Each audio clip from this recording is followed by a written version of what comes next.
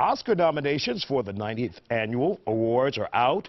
The Shape of Water is still on fire awards-wise, leading the pack with 13 nominations. 3 Billboards Outside of Ebbing, Missouri got 9 nominations. Dunkirk got 8. All 3 were nominated for Best Picture. Other Best Picture nominees include Call Me By Your Name, Darkest Hour, Get Out, Lady Bird, and The Post. But many people haven't even seen these films. They aren't the blockbuster hits like Star Wars and Wonder Woman. If the films aren't accessible to everyone, how are the Oscars a little out of touch? Is that the question? The Backstage Boys, Dave Morales and Jonathan Stenvall, are here, along with actor and comedian Rudy Rush and movie producer, actress, and entertainment attorney Jalene Mack. So, Dave, when you heard the nominations this morning and the Best Movie nods, your thoughts on that? I'm very pleased. I think it was spread out evenly. I think the pictures that were nominated. Of course, I'm a voting member of the BFCA, the Broadcast Film Critics. I've seen all these pictures. I've interviewed most of these casts here on Fox 26 or for Fox 26. So I'm familiar with the pictures. I was pleased. I think it's a good list. Jonathan, from your list, who's missing on the Best Picture, Best Actor, what? Well, I think Patty Jenkins is missing from for Best Director of Wonder Woman. Yeah, for Wonder Woman. I'm pretty happy, I would say, with the list. I think it's pretty diverse. The one thing that kind of answering the question though about whether a lot of people have seen these films is you gotta remember who's actually voting on these pictures. It's people that actually work in the industry. It's cameramen, it's producers, it's directors, and so they're looking for the more artistic point of it, not necessarily what they're doing at the box office. Jalene Mack, you just returned from Sundance. I did. Right here in the Fox 26. Yes. Now, taking a look at diversity, is there enough diversity in the number of nominations this year? I'm going to say yes. All the movies that they have selected are from the 2017 time frame, so whatever was out was out. I can honestly say I was a bit surprised that Mary J. Blige was nominated as a supporting actress. I thought she did an okay job. I'm not knocking her job, but she's new on the scene.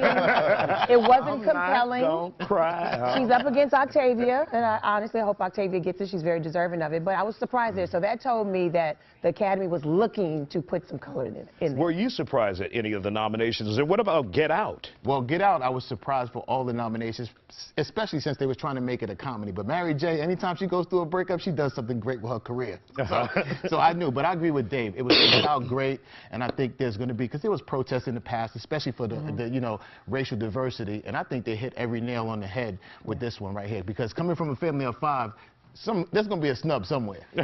Well, you could definitely tell that Oscars adding to their roster, people that can vote for the Oscars now, they added younger people, they made it more diverse. I mean, you could tell by the nominations this year, which I'm really pleased about. By the way, Get Out was my #2 picture this year for 2017. I thought it was fantastic. The biggest one with millennials. Yes, and Jordan Peele, only the 3rd person in Oscars history to receive, you know, 3 nominations in 3 different categories. Yeah, that was that's pretty cool. Another snub I would say would maybe be Wes Studi from Hostiles.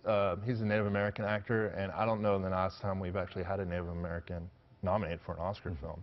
And I think that's maybe one demographic that definitely doesn't get enough spotlight in Hollywood. And Jalene, looking at the nomination of Get Out, did you think that was Oscar worthy? Because when I first saw it, I just didn't know what to make of the film, and I thought it was like a black Stepford Wives. You know, you know, I thought it was a really good film. I didn't see the Oscar coming. I didn't see a Golden Globe nomination coming, but Oscar worthy though? Do you think so? Please, I think so, because the story is so compelling. It makes you think, it makes you laugh about certain things, about the misappropriation of blackness or people wanting to be black that are non-black. And I appreciate the fact that everybody wants to be black. Until they're black. But anyway, but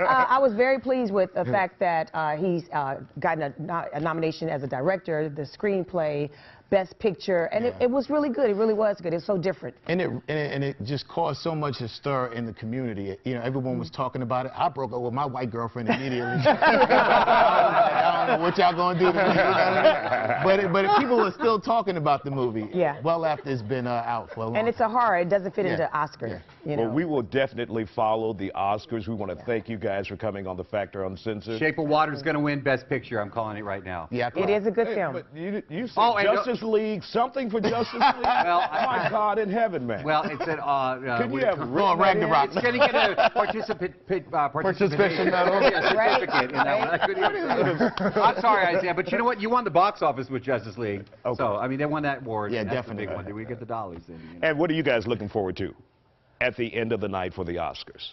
Jalene? Well, I do like the idea that it would be nice if Peele wins. It's a challenge to the old heads like Steven Spielberg. He's up against the young folks. And actually, I don't even think he got nominated. He actually got snubbed. So that would actually please me if he wins. Thank you, guys. We're out of time, Rudy. We'll catch you next time. We want to thank you guys for coming on The Factor Uncensored.